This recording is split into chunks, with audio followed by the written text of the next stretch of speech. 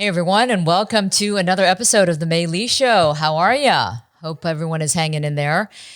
So much still going on in the world, so much insanity, craziness, and last couple days has been completely insane here in the U.S. because of the president of the United States contracting COVID, and all these mixed messages and misinformation and outright lying by him, of course, and others on his staff and the White House, but also his own doctor, the White House doctor, was not being forthright with medical information, which, you should be as a doctor, but we know how this whole operation works under this administration. And it's like a house of cards that's falling at the White House. There's several people in the White House that have now contracted COVID. We all know why. It's no secret. Because they have been treating this virus as if it's just, a whole lot of nothing and not practicing the guidelines that the rest of us are trying to do, at least those of us who are sane and reasonable, by simply wearing masks and practicing social distancing. But, this White House refuses to do so, acting as if this is not a big deal. Nearly 210,000 people are dead in the U.S. alone. And numbers of cases are slowly starting to creep up in many places again. And now we have flu season that's about to start. And so it's not looking good. But of course, Donald Trump, he contracted the disease. He was taken to the hospital, was put on loads of drugs, experimental drugs and therapies. And apparently he was on oxygen at least twice. But he is now leaving the hospital 3 days later. Right now, it's Monday when I'm recording this. So, he's leaving the hospital, probably against the guidance and advice of doctors at Walter Reed. But he wants to prove that this thing is no big deal. In fact, he tweeted out that he said, "I will be leaving the great Walter Reed Medical Center today at 6:30 p.m. Eastern Time, feeling really good. Don't be afraid of COVID. Don't let it dominate your life. We have developed under the Trump administration some really great drugs and knowledge. I feel better than I did 20 years ago." Guess why he feels better than he did 20 years ago? Because he's so hopped up on steroids right now because they pumped him up with steroids to fight the virus. Well, no shit, dude. You're going to feel good on steroids. Wouldn't we all? That's why you're feeling so good. Let's see what happens when those steroids wear off. And on top of that, don't be afraid of COVID. Don't let it dominate your life. Excuse me, Mr. President, 210,000 Americans are dead because of this virus. So we shouldn't be afraid of COVID-19 after 210,000 people have died. And how do you think their families feel? That, oh, yeah, we weren't afraid of it. Yeah, we lost our father, our brother, our mother, but yeah, we're not afraid of it. So this recklessness, this carelessness, this irresponsibility, this reality show kind of facade that he's trying to create, that he's Superman and this virus is nothing, is just despicable. It's absolutely despicable. So guess what, guys? I'm going to remind you again. I got my ballot the other day, and I cannot wait to cast my vote. And you shouldn't either. You shouldn't wait. If you have your ballot, vote immediately. If you plan on going on November 3rd, great. All I want to know is that you're going to vote. Because, look, I'm showing my biases. Obviously, again, I say this over and over again, I'm not a Trump fan. But this is beyond just the election. This is saving ourselves from such harm beyond repair. So no one leader is going to be able to do that, of course. But we certainly need somebody who's better positioned and is not insane and a danger to all of us. So vote, cast your ballot. I can't wait to put on this sticker and wear it proudly. Okay, so let's see. Today's episode is not about that. Thank God. It's not about Trump. It is about somebody actually who is legitimately amazing and powerful and influential and a groundbreaker. She is Sophia Chang. This is a woman who has been in the business of music. She's a matriarch because she has worked with all of these great artists, but she fell into hip hop very early on in her career as a Korean Canadian woman. And she became the first Asian woman to ever work in the hip hop industry. And she's been a manager. She's worked in A&R, which is artists and repertoire. And that's a job that requires, it's basically the division of a record label that is responsible for talent scouting and then overseeing sort of the artistic development of that artist. So she's worked in A&R for various record labels, including Jive, Universal, Atlantic. She did marketing at Atlantic Records. So she was in the business for decades. And she was, she obviously was a groundbreaker, an Asian woman working with hip hop artists and within the industry was kind of unheard of. But she's worked with all the greats, RZA, Q-Tip, A Tribe Called Quest, Raphael Sadiq, D'Angelo, and Wu-Tang Clan. She often says that her quote is, when she introduces herself, "My name is Sophia Chang and I was raised by Wu-Tang." So she has just come out with a book called The Baddest Bitch in the Room. It's such a great title and it's so appropriate.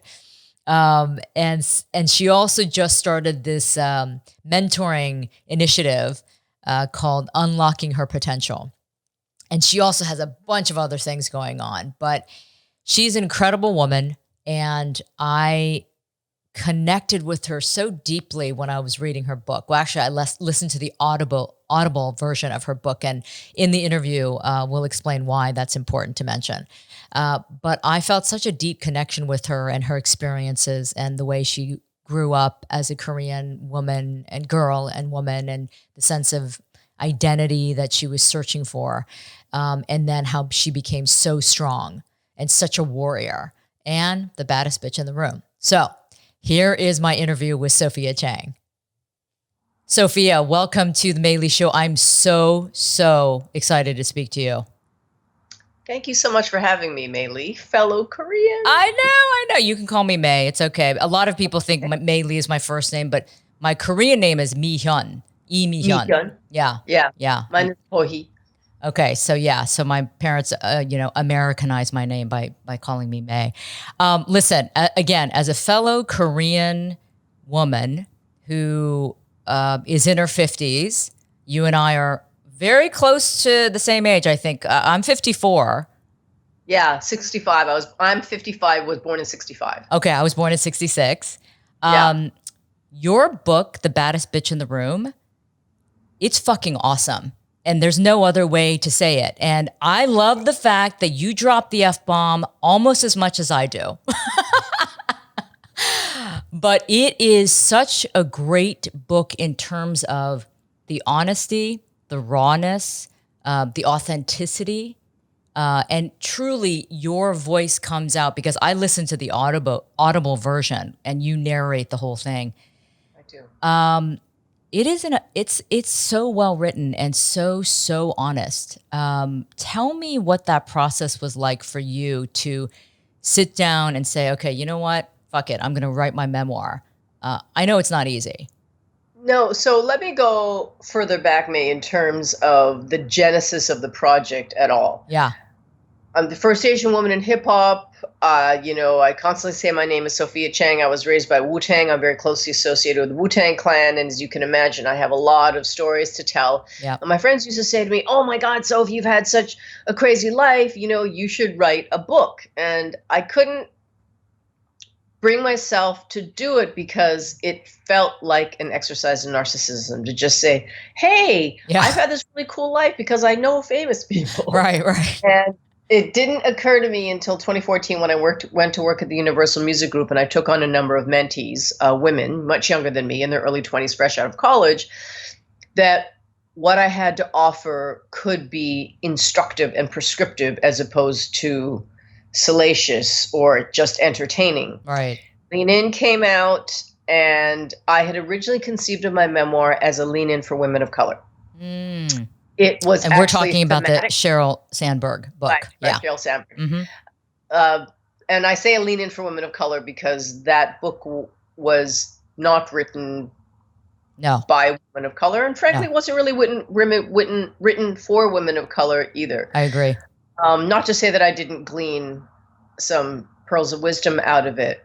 And so it was my book was going to be thematic by chapter: motherhood, entrepreneurialism, dating, networking, and then it just pretty much turned into what you have now, which is a traditional chronological memoir. And it's better now. Yeah.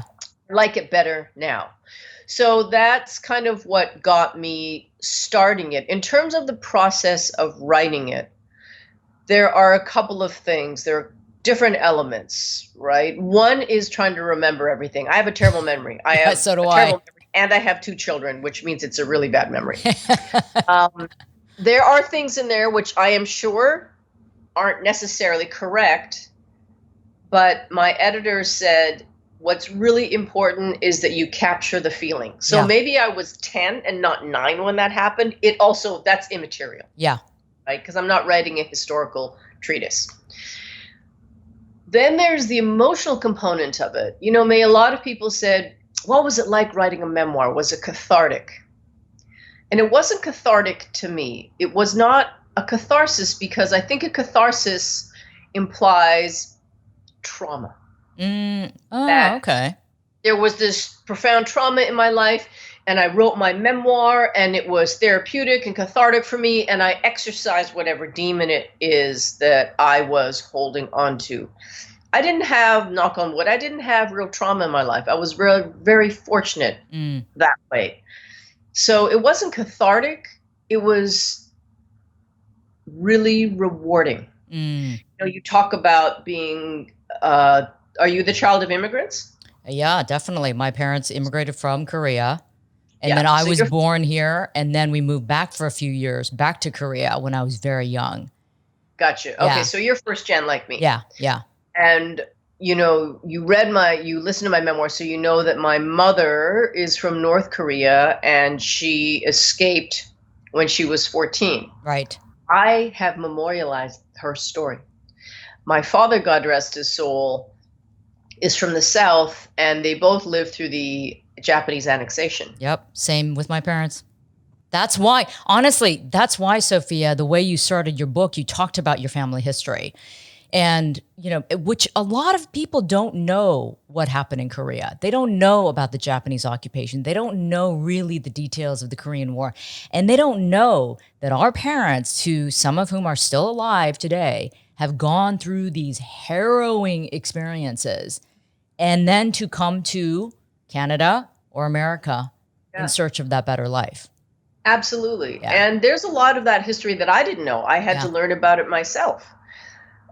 And for me, the gift of writing the memoir was being able to cement, in whatever way that's possible, my friendships and my family.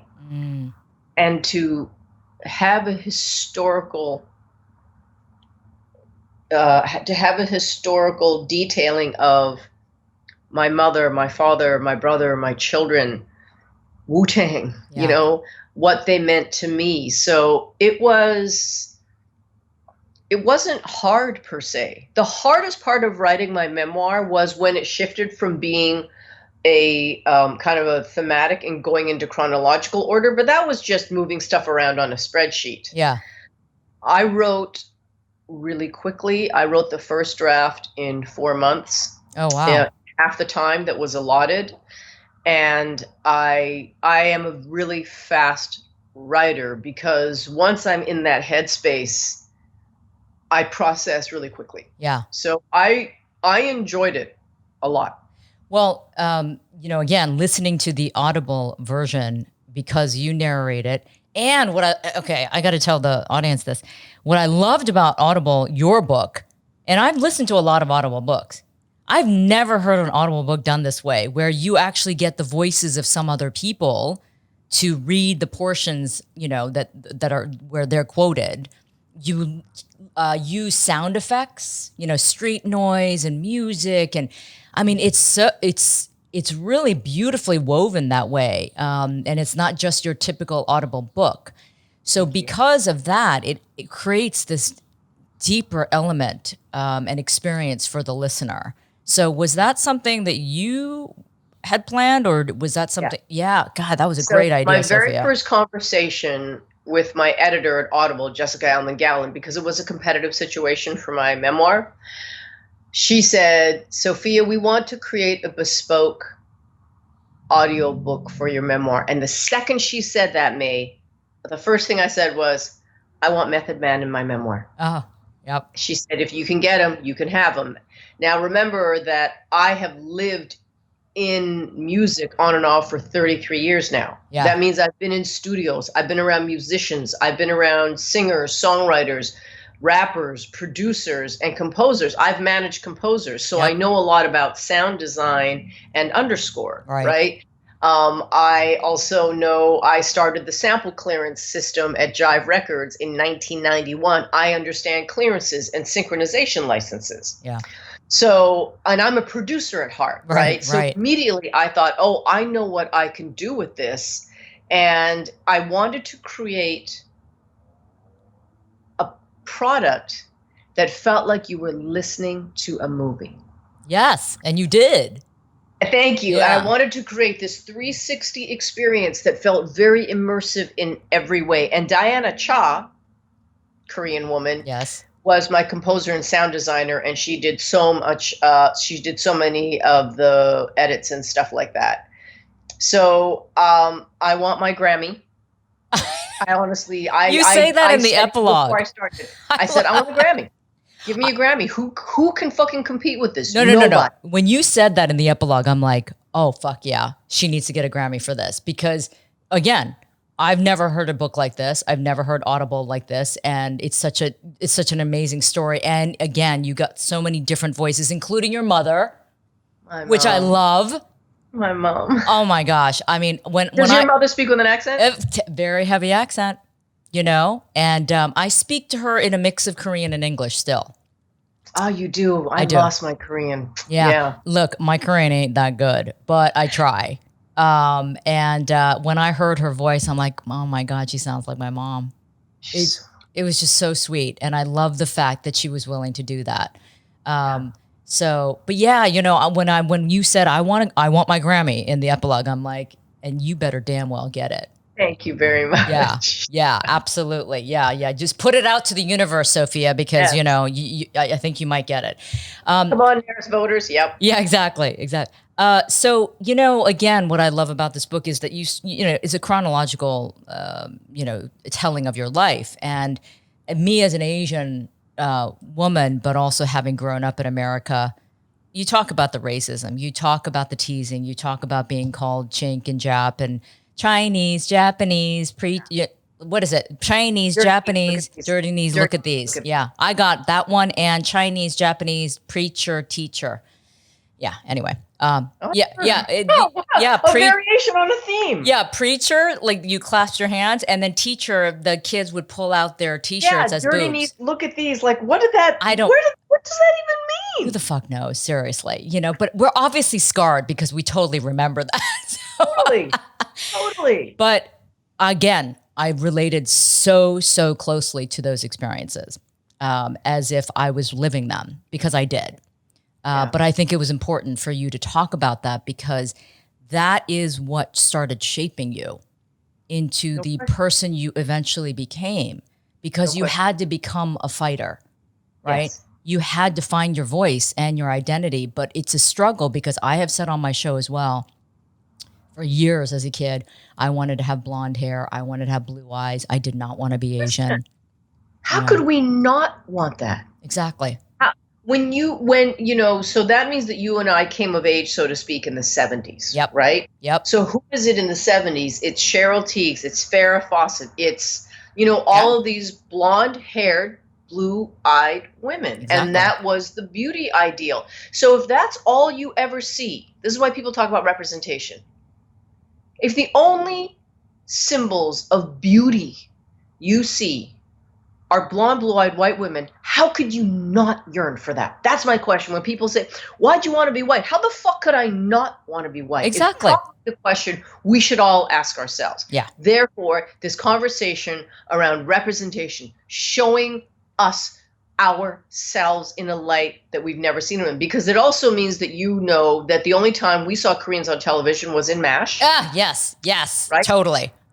The only times that we saw Asians in the movies was stuff like, well, first of all, he's not Asian, but Mickey Rooney. Was it Mickey Rooney? Mickey Rooney Yeah, and Breakfast at Tiffany's. Breakfast at Tiffany's, Yep. right? Yep. And then other kind of sordid, terrible stereotypes. So, well, what about the TV show Kung Fu, where it was David Carradine? Yeah. He wasn't even Asian, and he was playing it didn't even occur to me that he wasn't. I think I knew he was white, but it didn't occur to me that he was supposed to be Chinese. And even when it occurred to me, I thought it was okay that a white guy was playing a Chinese guy.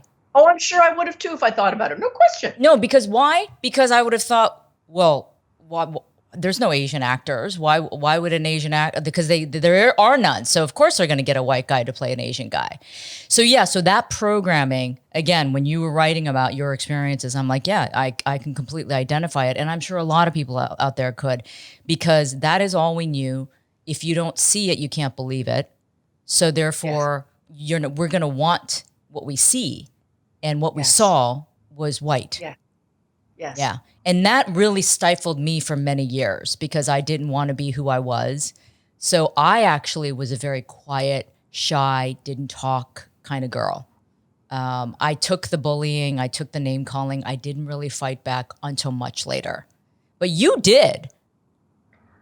You did when you were a kid. I mean, my mother, when I was writing, my editor said, there's very little self-doubt in your story. Were you always this confident? And so I called my mother and I said, Mom, was I always confident? And she said, ha, you? Always. She said, for as long as I could remember, from when you were a child, you were so self-assured. You were very clear on who you are and what you wanted, and you knew how to get it. So there is, May, an intrinsic genetic personality type that I am very type A. I am very confident. I am very outgoing. I am very social. So these were gifts that I was born with. And I think that it meant when any kind of authority or anybody imposing on me came down on me, I bristled and I would often fight back. Yeah. Right. It doesn't mean that, and to this day, it doesn't mean that we, address every single microaggression, but there are moments when I will take my time and I will say, you know what? You crossed a line. Yep. So the story that I tell in that book is about that boy, Ruben, riding his bike up to me and saying, where are you from? China or Japan? I mean, I got that all the time growing up. I don't know if you did. Oh, please. I got it all the time. Sophia, come on. That was just almost like an everyday fucking occurrence. Yeah. Or your English is so good. Yeah.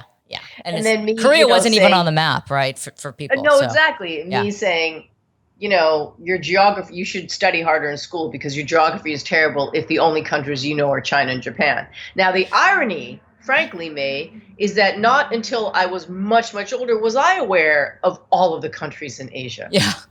Because of what exists within our culture. Right. China, the Far East Asian countries, China, Japan, and Korea, and kind of everything else. Yeah, exactly. Forget Southeast Asia or South Asia or, That's right. Exactly. Yeah. Laos. Yeah. Hmong. I hadn't heard of the Hmong until recently in my life. Yeah. Did we think about Cambodians when we were kids? No. No, I didn't. No. We didn't. Barely Vietnam.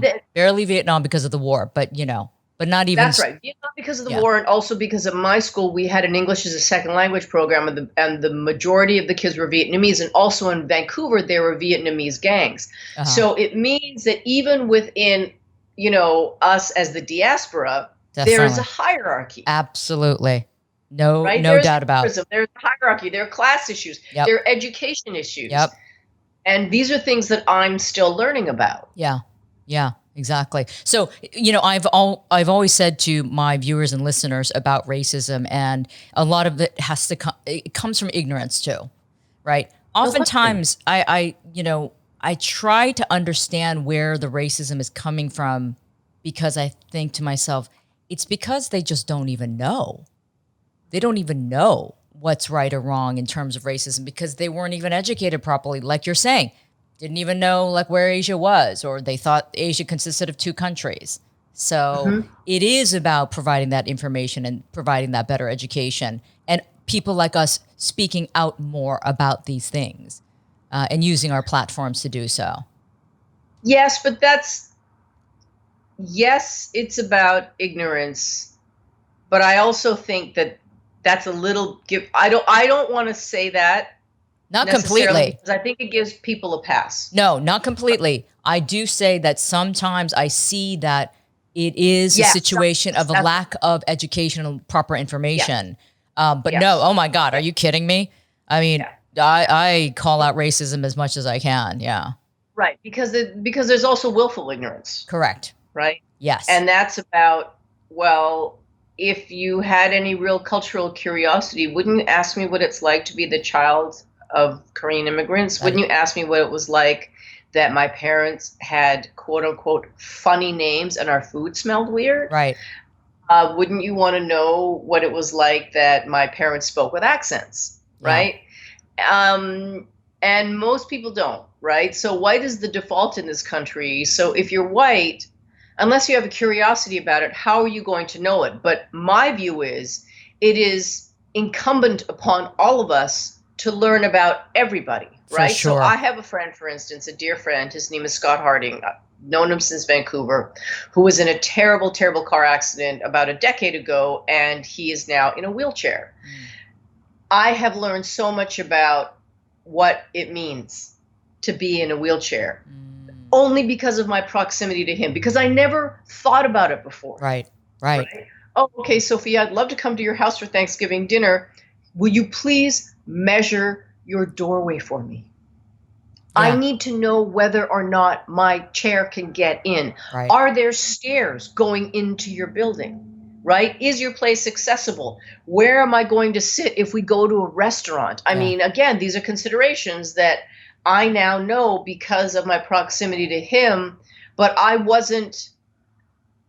I didn't have the curiosity to ask, what does right. this really mean Yeah. before that? And that's not okay. That's not okay. And it's about building up that sensitivity, And when it, empathy, yes. and empathy. And honestly, Sophia, in this day and age right now, especially what we're all going through, I wish more people had empathy, but we're starting to see, that so many people lack the empathy, and there's this hatred and division. But yeah, Yeah.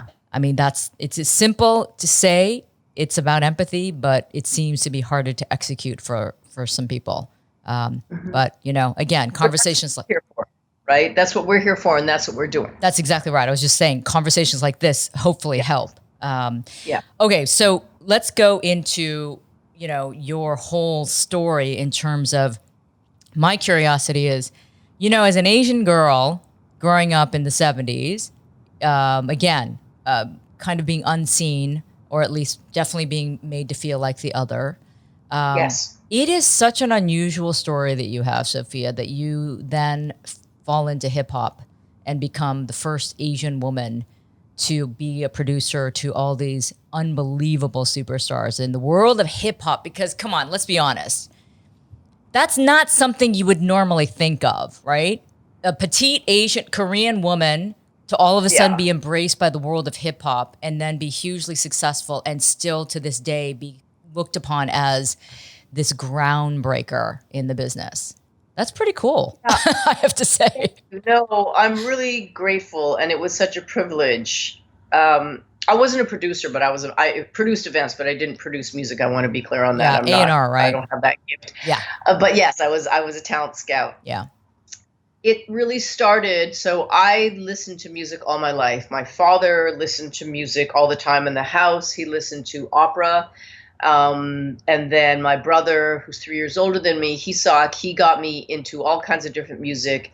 And punk was the first time that my mind was really stimulated by music. So I always loved dancing. So disco, I was like, disco! And I loved dancing and Disco Duck and The Hustle and YMCA. Totally. Saturday Night Fever. But punk was the first time that I was intellectually stimulated and I was politicized, right? I remember The Clash came out with this 3-album set called Sandinista, which was about the Sandinistas in Nicaragua. And I remember taking the bus to the downtown Vancouver Public Library and reading about the Sandinistas. Oh, wow. Music had that power, had that power for me personally.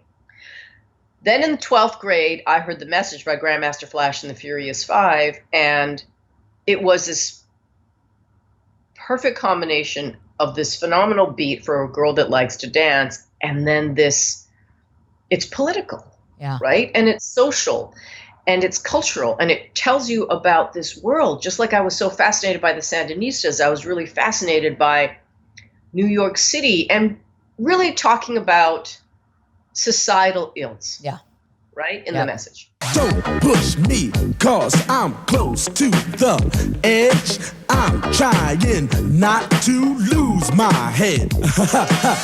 And that was what really opened my eyes to a new world of storytelling. And I think, in retrospect, I say this, clearly I didn't have this language when I was 17, but I think why hip-hop was so empowering for me, May, was because it's not that I hadn't seen people of color on the screen, but I had never seen them presented through their own lens, right? I had never heard them tell their stories themselves. I wasn't into R&B like that. So Sam Cooke and Marvin Gaye and Al Green, R&B, gospel, these were all really foreign to me because I grew up in Vancouver where it was top 40 music and it was all white. Punk is white, right? Disco is different. Disco was a blend, but it wasn't the same kind of storytelling. Right.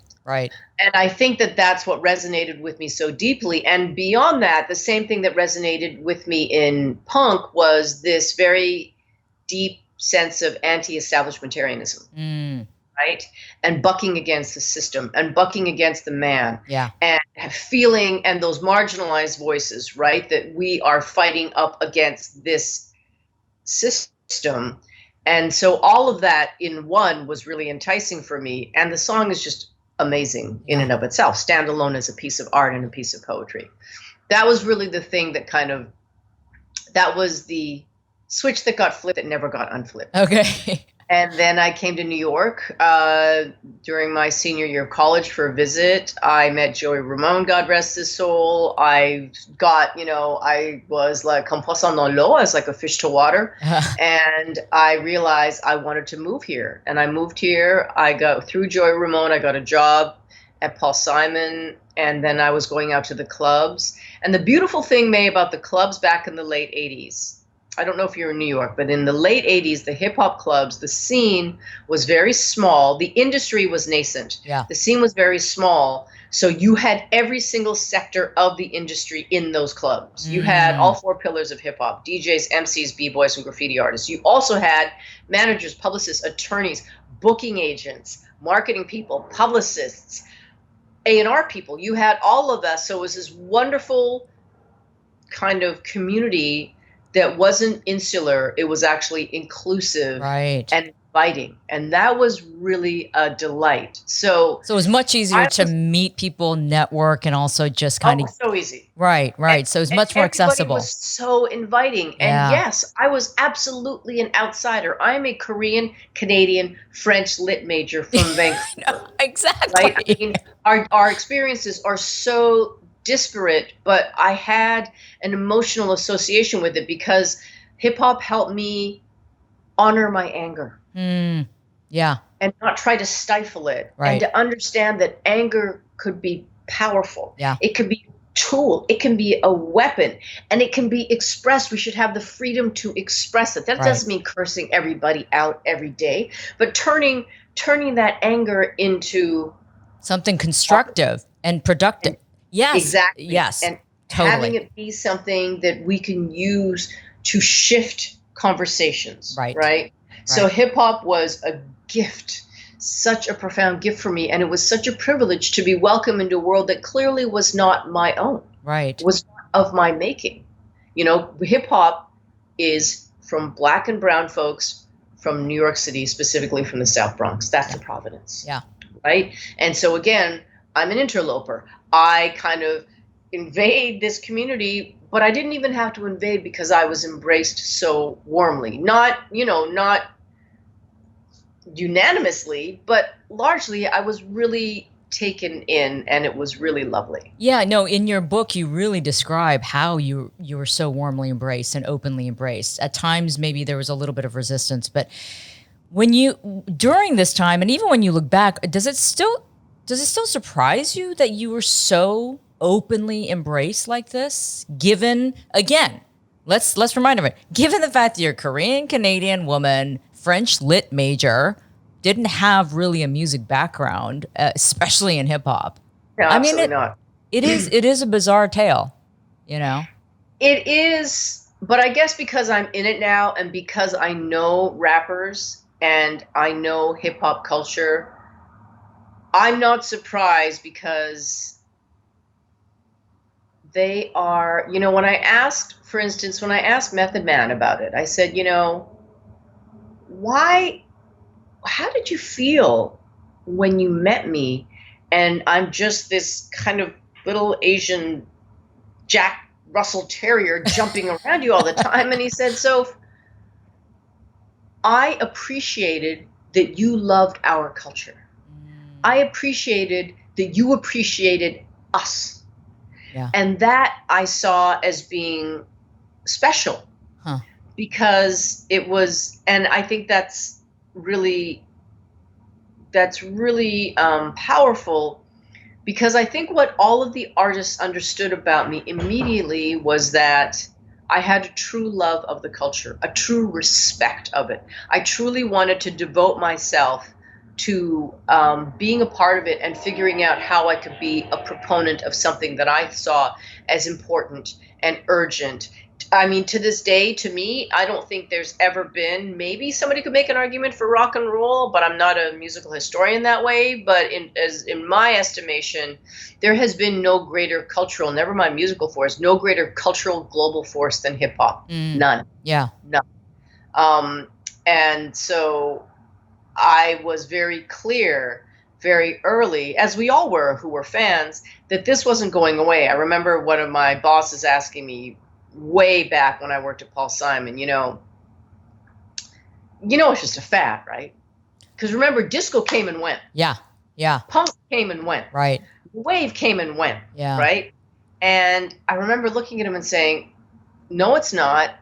And for us who were in hip hop, who were fans of hip hop, that question, that hypothesis didn't even occur to us, in the same way that it never occurred to you and I not to go to college. Yeah. This was never a kitchen table discussion. It was that certain. Okay, Sophia, let's talk today about whether or not you're going to go to college. No. Doesn't happen. That never would happen in an Asian family. No. So, yeah. Ever. Yeah. So, I mean, that certainty, it's interesting that you bring that up. So you just knew it. In your heart, you felt it. It was part of your soul for some reason.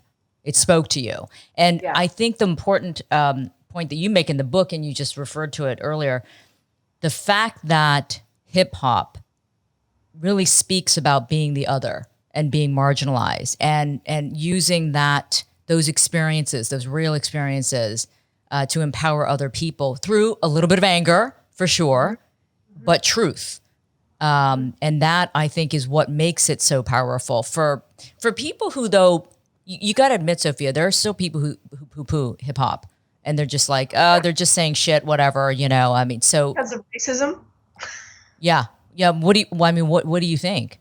I mean, look, the other thing about hip hop was the pride, right?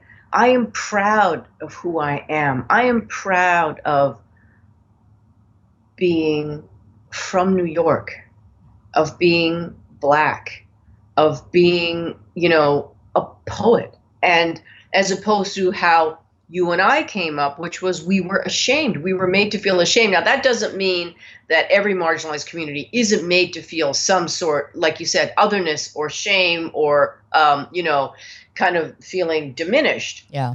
But in the face of that, to stand up and essentially say it loud, I'm Black and I'm proud, right? Yeah. I had never, and still to this day, rarely hear our people say that. Sandra said it. Yeah. She said something like, it's incredible to be Asian. And we were all like, oh my God, that's earth shattering. Yep. And it's fantastic that she said it. Why was it earth shattering for us? Yeah. Why aren't there more of us saying it's fucking incredible to be Asian? Yeah. I am so proud to be Korean. I am so proud to be Asian. I wouldn't want to be, if you said to me, I can give you a pill tonight and you will wake up a white man, I don't want it. Oh, fuck no. No way.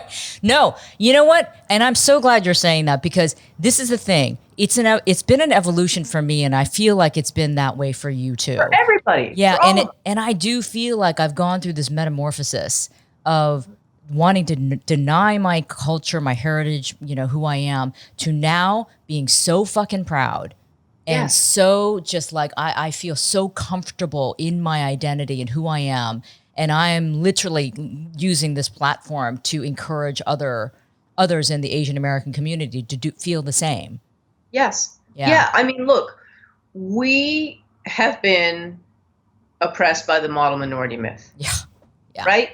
Absolutely. So civil rights movement, white supremacy, create this model minority myth, lift us up as the perfect, as the model minority, as opposed to, oh, look at you Black people. Why can't you be more like the Asians? Yep. Drive the wedge. And then it's divide and conquer, right? Yep. And I think how can you not want to be white? How can we not internalize that? Just don't say anything. Just keep working. Just keep your head down. Just keep your head down. Yeah. Keep working. Don't rock the boat. Don't upset the apple cart. And you'll be fine. You'll be fine. That may be true. And that may be people's personality. I'm not denigrating that. Mm-hmm. Right. But the notion that is impressed upon us, the thing is, yes, we may be fine, but how far can we rise? Yeah, exactly. Could I ever, if I had stayed in the music business, I have no doubt I could run a label. Would they ever accept me in the C-suite? How many Asian CEOs are there in this country? I'm sure the number is shocking, which is what Unlock Your Potential is about in general, right? Yes, as women we're going to get to that for sure. And so, what we don't understand, I think a lot of Asians is, first of all, we have to acknowledge our privilege that we benefit from our proximity to whiteness. There is no question. Yeah. From what I understand, I believe we make 90 cents on the dollar. We make more than white women on the dollar. We certainly make more than Black, brown, and indigenous women. Yeah. By far. That is true. And we think, and that's not okay, right? That's still not okay. We should be fighting for equality for everybody and not just us. And what I am often disappointed by with what I call fellow yellows, which people find really offensive, and I don't care, is that I have found that there are Asians that will be up in arms about anti-Asian sentiment, and we should be.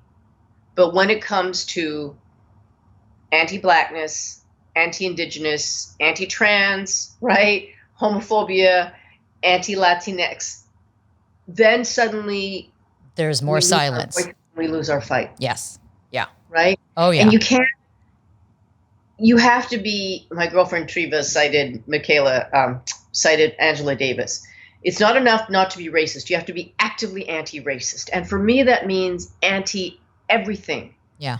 I don't know a lot. I'm not fighting every single front because I'm not there yet. And I haven't, I'm not educated enough, but I try to fight what I can. Yeah. But I will say this, it is not limited to anti-Asianness. It is not limited to misogyny. That's not what I'm here for, to say, just do this thing. I posted this thing on Instagram about the Asian cop in the murder of George Floyd, rest his soul. Yeah. The vitriol that I got from other Asians was stunning. Yeah, I don't doubt that, Sophia. If I post stuff, about the fact that we need to, build more solidarity with other communities of color, because it's not selective. We can't be selective about what we're going to fight for. Because then how is that not racist to some degree? Exactly. But it is pretty stunning, the hatred within our own communities. And I push back on that every time, because it's like, well, fuck you. If you want to fight for equality, but you don't want to fight for anybody else, which is totally meaningless. It's just totally meaningless. And guess what? We're going to look like the idiots by the majority still, who's going to say, look at the infighting that's going on within these communities. Exactly. Yeah. Yeah, you guys take care of yourselves. Totally. I mean, so I agree. I just heard of this thing. I'd never heard of it up until a couple of weeks ago. Forgive me my ignorance.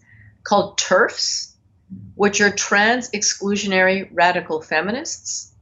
Okay, so I don't even know that. Feminists who don't believe that trans women can be I mean, I read it and I was like, this can't be a thing.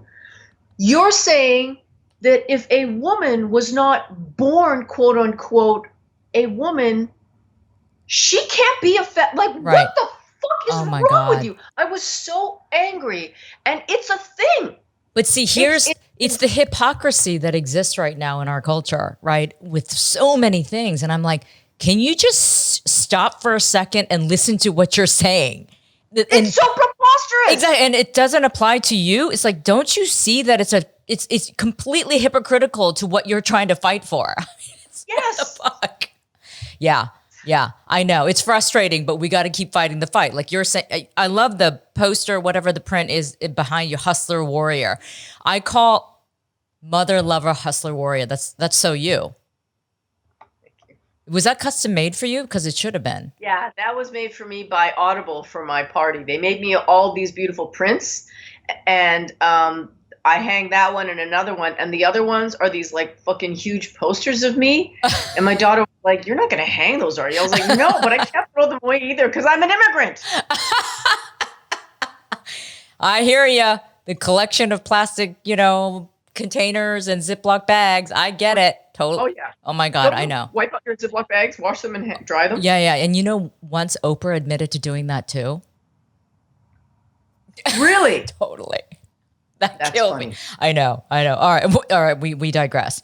But yeah, so, there was one quote in your, I think it was in the epilogue that I was just like, oh shit, this is my girl. You say, I'm going to read it.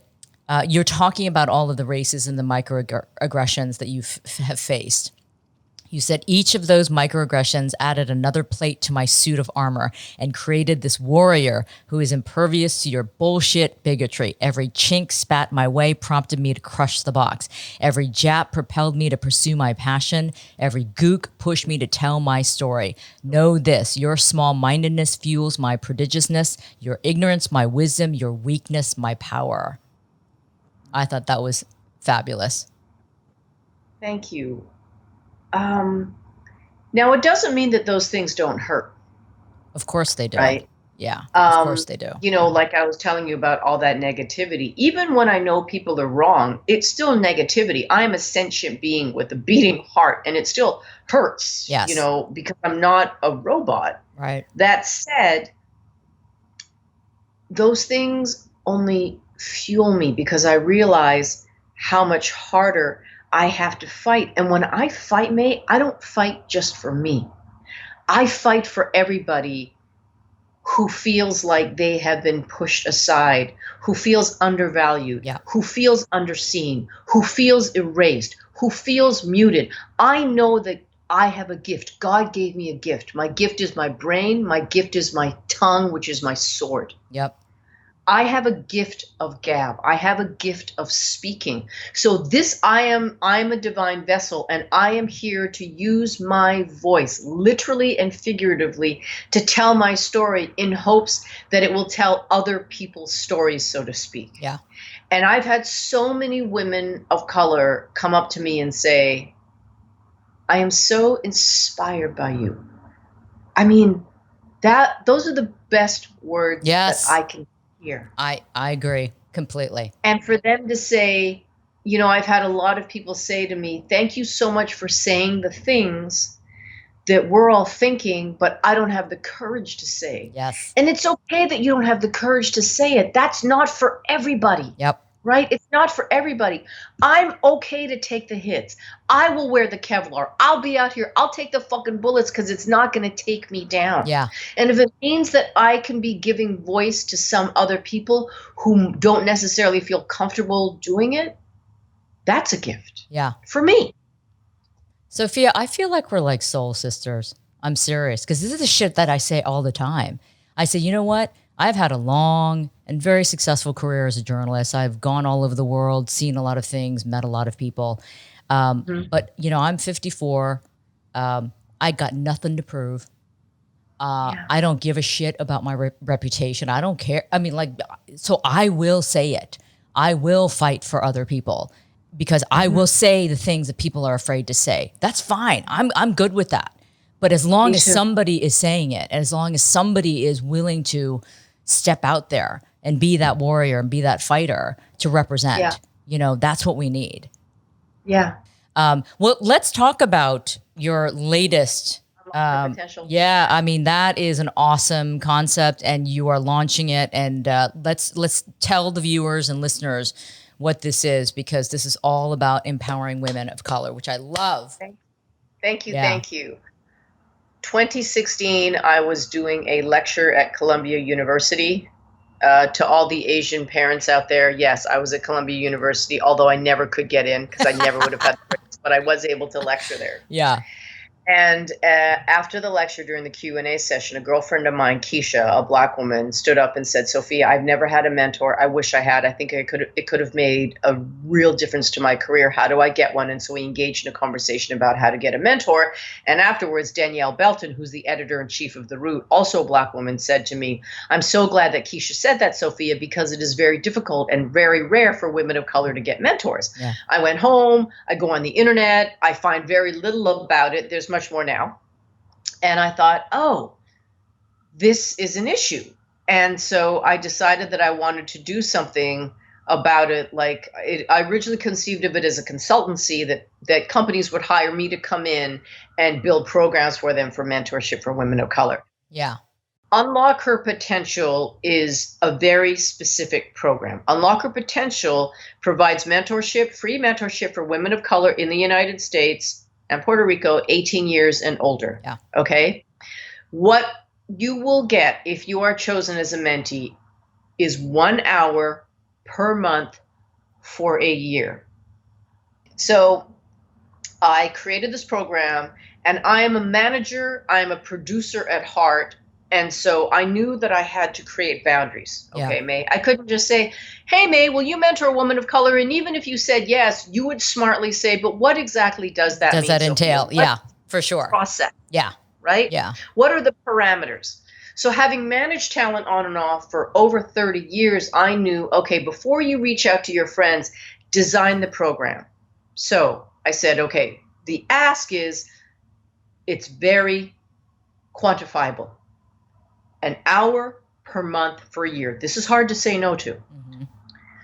I also knew that I was going to do something that was going to shift the conversation. So once I started calling my friends, May, I got over 100 mentors in less than 3 days. Wow. Once I announced the program without announcing a single mentor, we got over 400 women signing up for updates in less than a week. What does that mean? It means that I'm onto something that is important. Yep. Again, this is not an original idea. Plenty of people talk about mentorship for women of color, as they should.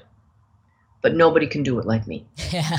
If you look at the list of mentors that I have, No fucking body in the world could assemble Yeah. that group like Sophia Chang. Yeah. Wait, you have the RZA, you have Pamela Adlon, you have Jim Jarmusch, you have Troy Carter, you have Penny Chisholm, an MIT oceanographer who in 2013 was awarded the Obama medal. Obama awarded her the Medal of Science. Wow. Now, how did I get to her? I got to her because I was managing Jizza from Wu-Tang. He has a unique interest in science. We went to MIT. He's my entree into the world. They're now lifelong friends, and it's adorable. Oh, wow. Right?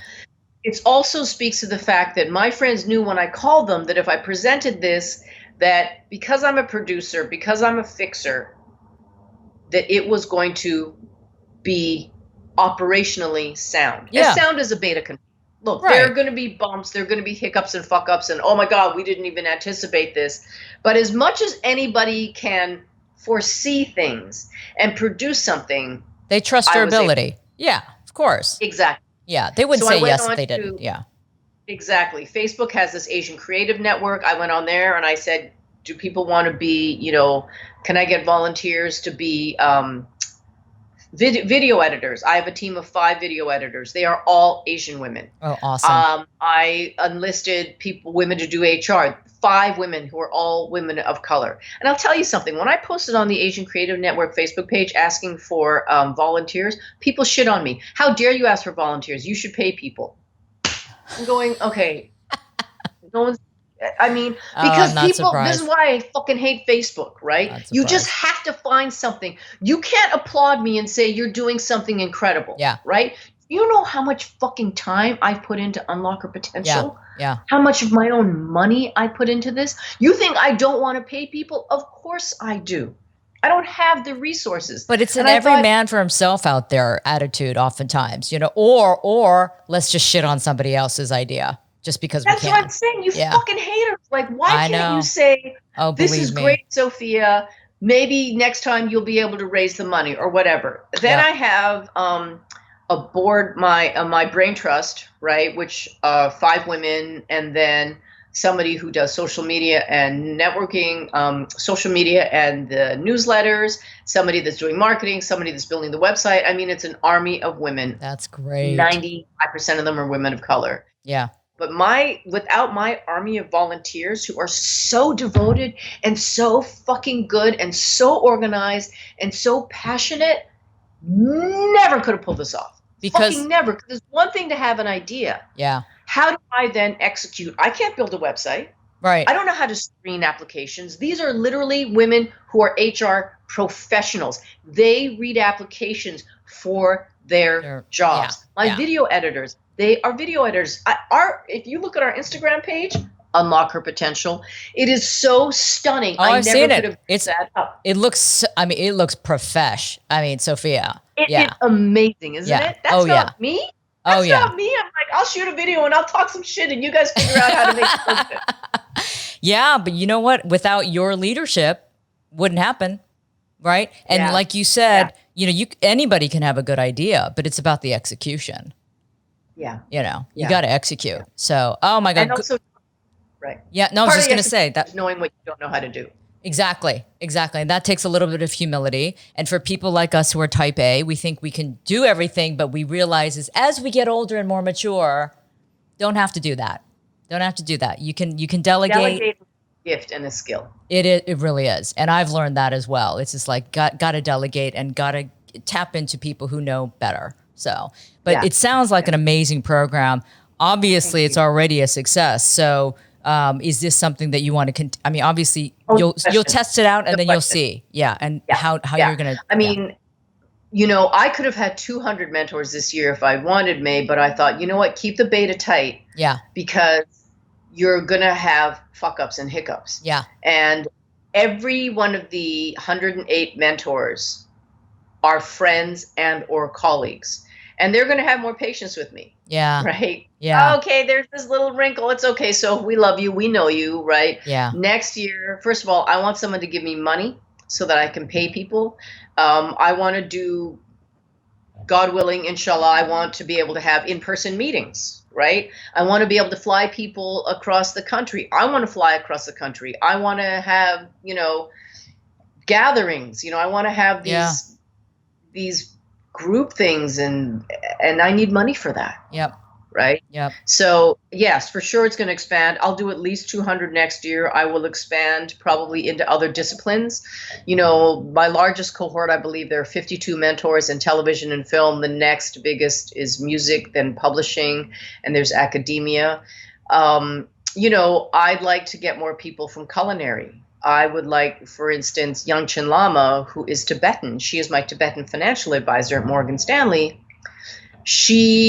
I would like other financial advisors. Yeah. Oh, yeah. To be everywhere. Women of color need to be everywhere. And women of color need to be everywhere, not because it looks good, but because it is the right thing to do. And we're fucking good at what we do. We are creative. We are ingenious. We are industrious. We are disciplined. We are great team players. We are inclusive because we know what the fuck it felt like not to be included. That's right. We galvanize very well. We organize really well. I mean, and we're tough. We're tough. Have a room of only women of color if I could. Yeah. And I will. Yeah. No, I love it. Oh, I'm all behind that. So I think it's an amazing, fantastic concept. So good luck with that. But I think you're well on your way to succeeding with Unlock Her Potential. But listen, I want to ask you one thing before I let you go. In the book, throughout the book, you talk about your personal life too. Love and heartache and loss and trying to process through that. In one part of the book, you're talking to, I think, Raphael. You were managing him, and he had told you that he thought you were kind of hard. Yeah, you're too hard. You're never going to find a man. So, right. And then you immediately call, who was it? Man. I called Meth. Meth. And he was like, you were like, oh my God, I can't believe he's saying this. You are kind of hard, Sophie. Yeah, I mean. The reason why the reason I bring that up, Sophia, is because I've been told the same thing.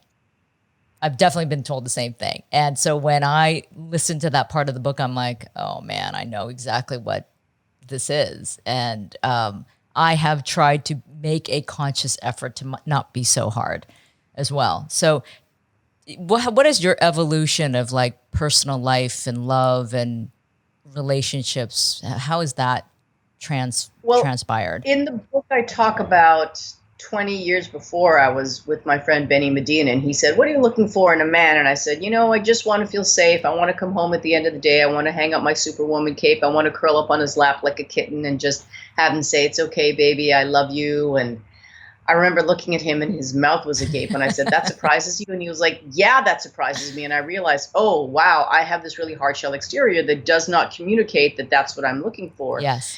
And then for me to have that same conversation 20 years later was really stunning with two people who know me and love me very well.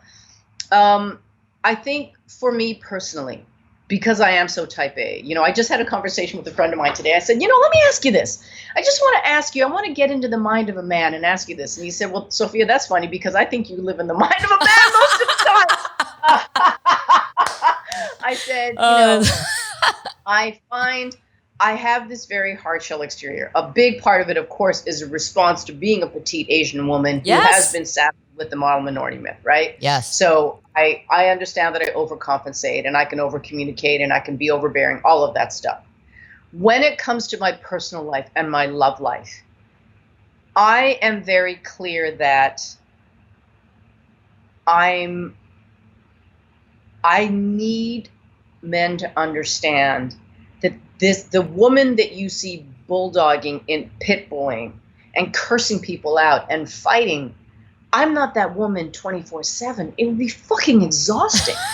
I'm also a mother. I love my kids to death. Yeah. There are so many facets to me, right? I'm a multifaceted gem.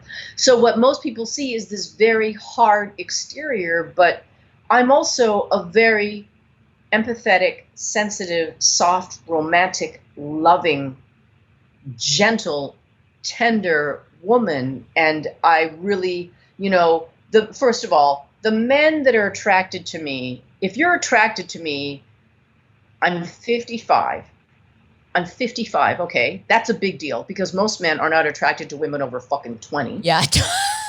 Excuse me. I live in LA, so yeah. this haircut, I have a very boyish physique, you're already curious in a way that most men are not. Yeah.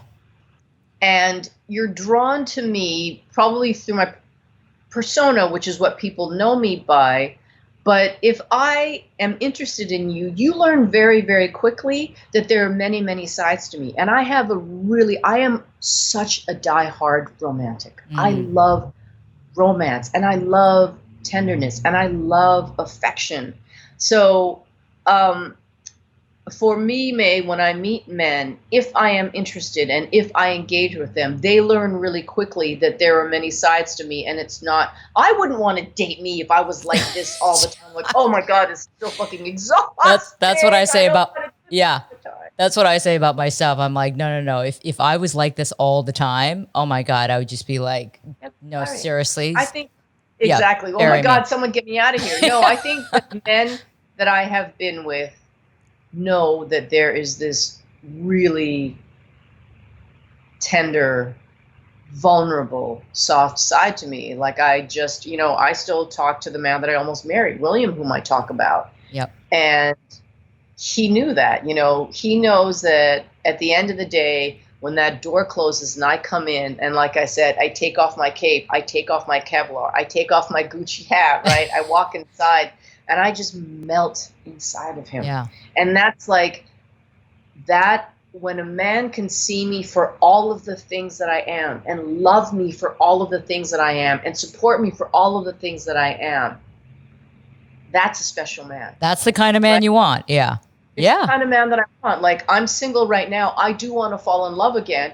Who is going to be the man that's going to say, not just that I want to fuck the baddest bitch in the room, I want to be her partner, right? Yeah, yeah.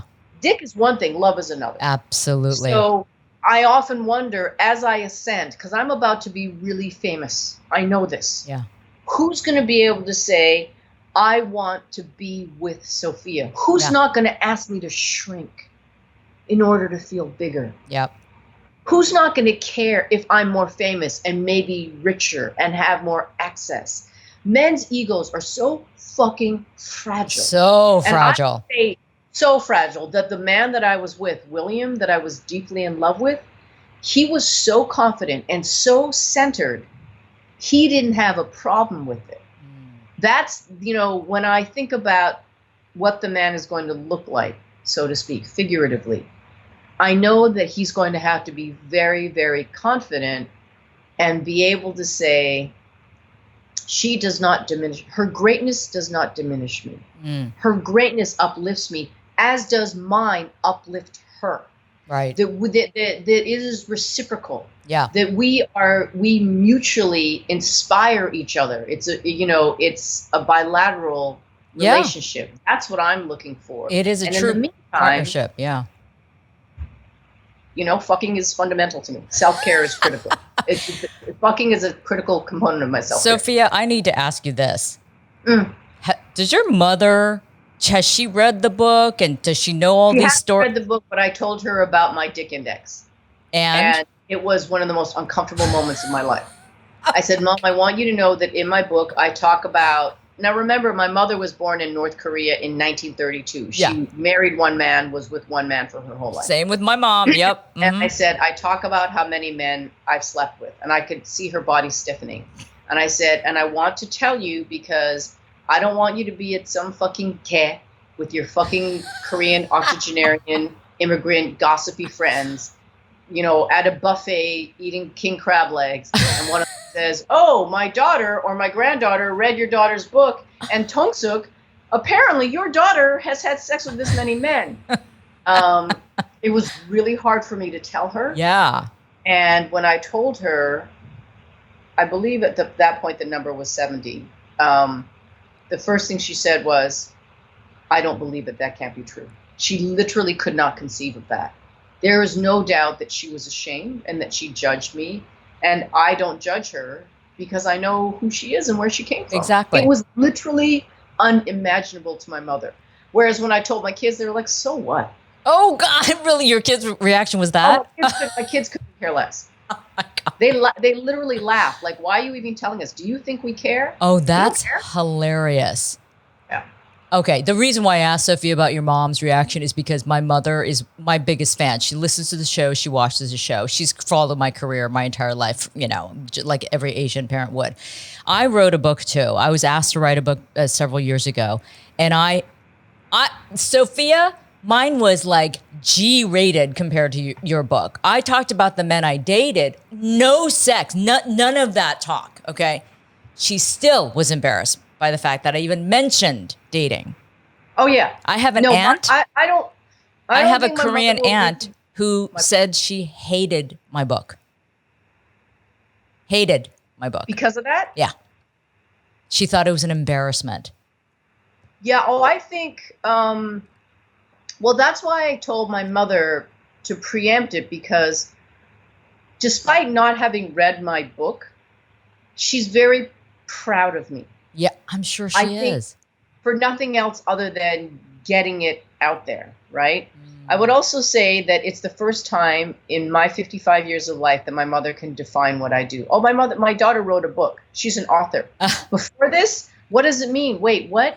You what? What exactly? You deal with recording budgets? Like yeah.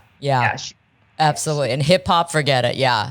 But no. You math artist? What does that mean? Here's the thing. Our parents are, of course, proud of us. And they made those sacrifices for our sake. And hopefully we are living up to that potential and beyond. I forever will be, the daughter of Korean immigrants who I know, proud daughter of Korean immigrants. So, but it's so awesome to connect with. Where are you based? I'm in LA. Well, we will meet and we'll go have Korean food. Oh my God. I really would love that. But honestly, Sophia, let's stay in touch. And I really mean that, because I really did feel such a deep connection with you reading this book. And I just thought, wow, this is a woman I need to know and I need to, really connect with longer term. Yeah. I would love that. I would love that. All right. Well, listen, thank you so much for your time, and good luck with all of your projects. Man, you are on fire, and I want you to keep going and be that. Seriously. Seriously, come tell me that. And also be that warrior, be the baddest bitch in the room, because I think it's awesome. Thank you. It's been such a pleasure talking to you, and let's keep in touch. Yeah, we will. Okay. Bye. Bye. Yeah, she is Sophia Chang. I love you.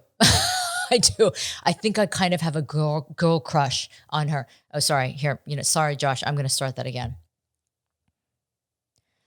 Man, I love Sophia Chang. Seriously. I love you, Sophia. I think I have a little bit of a girl crush on you. But seriously, it's because she is such a powerhouse and so confident and so self-assured and so, connected to who she is, and then which makes it all the more easier for her to then convey that confidence to others. And that's why this mentorship program that she's starting is so great in terms of what her skill set is and how she's bringing together her, her influence and power to help others. That's a sense of purpose that we should all have. So thank you, Sophia. Good luck to you. You are amazing. You are a true warrior. So loved meeting you, and I hope we can see each other again over some good Korean food. So again, before I go, everyone, vote. It's important. It's beyond important. It's about our future. And we as Asian Americans, we need to exercise our right to vote and have our voices heard. That's important, okay? If you don't want to continue being ignored, then you need to vote, okay? That is your right. That is your fundamental right. So do it. Exercise it. And okay, I think that's it. Great show. Hope you guys enjoyed it. I'll see you next time.